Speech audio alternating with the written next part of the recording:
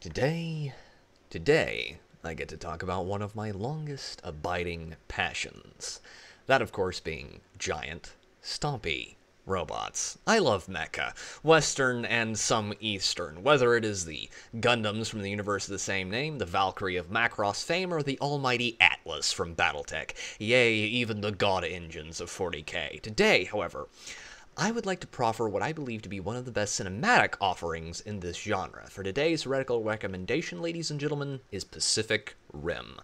The premise, taken on the face of it, is not particularly complicated. Giant alien monsters are coming through a portal at the bottom of the Pacific and are generally making a nuisance of themselves to humanity. So, humans being humans build giant stompy robots to fight them, and for a while, they are winning. Right up until they are not, at which point the governments of Earth pull funding from the Jaeger program to work on a border wall around the titular Pacific Rim. However, shock, horror, surprise, a man-made wall of concrete and steel doesn't keep out mountain-sized monsters, and so the commander of the Jaegers, Marshal Pentecost, cobbles together what little resources, Jaegers, and manpower he can to stage a last-ditch effort to close the portal and stop the kaijus for good. Pacific Rim is a movie that knows exactly what it wants to be. It's not trying to make a preachy political or philosophical point about the human condition. It knows exactly what the audience came to see, and that is giant mechs beating up giant monsters, and every aspect of this film is in service to that goal. Now, cinematography isn't everything. Plenty of shit films have pretty camera work, but here, I must admit that the camera work was on point for Pacific Rim. The movie is very CGI heavy, but as most of the scenes are shot at night, you miss any potential flaws. And that says by no means that the CGI is bad. Hell,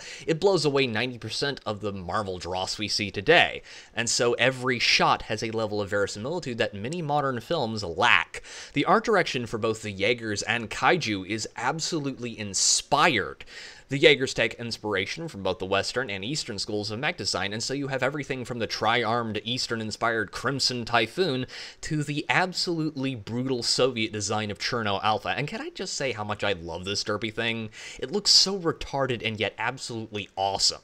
The Kaiju are all distinct in their own way. From the straight-up draconic look of one to the giant gorilla-looking beastie, there is obvious care and attention to detail in every aspect of the art direction, which I believe to be largely responsible for the film aging so well. The acting from most of the actors is competent, but Idris Elba is an absolute standout as Marshal Pentecost, and his canceling the apocalypse speech ranks right up there with the Independence Day speech for me. Charlie Hunnam as Raleigh Beckett is decent as the main protagonist, and while this is not one of his best roles, it is certainly not his worst.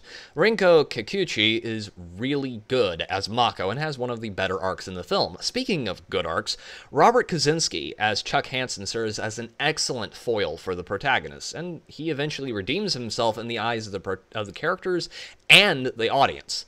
The last thing I would like to touch on is Ramin Djawadi's absolutely killer soundtrack, which not once feels out of place. And when those thunderous guitar riffs blare out mid-kaiju fight, there is not a red-blooded male nerd in 5 counties that doesn't have a smile splitting their face ear to ear. This movie is a perfect example of a concept executed exactly as it should have been. However, I would love to hear what you all think down below. This has been Pete, the Heretical Nerd, signing off.